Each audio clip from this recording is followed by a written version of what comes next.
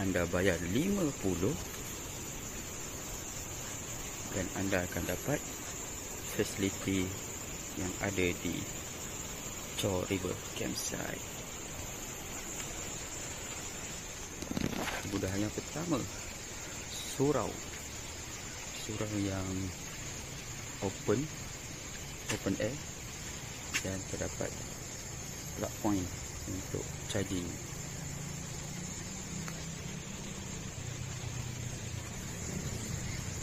Selesa. Yang kedua,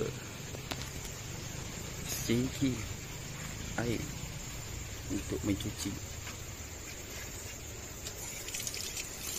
Air dia sangatlah kuat.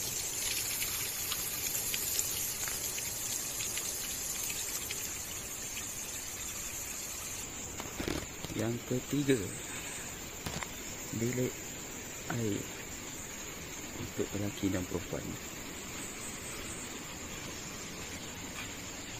Bilik air dia ada shower,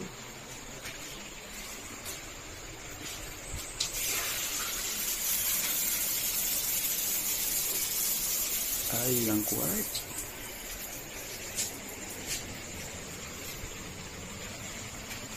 dan ada tandas duduk. Air ini sangatlah kuat, so tak ada isu air. Tandas yang bersih.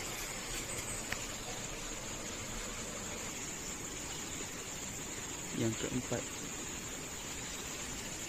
terdapat 10 tapak campsite yang boleh dipilih sendiri di bawah pokok getah. So kalau untuk pasang hammock, flight sheet besar ataupun kemah besar, tiada masalah. Yang kelima, tapak yang bersih dan teratur.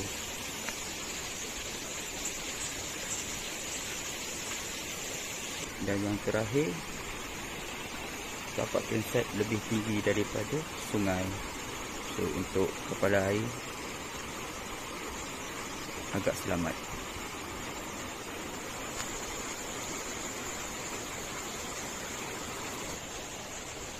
Itulah dia antara kemudahan yang ada di Chor River Campsite.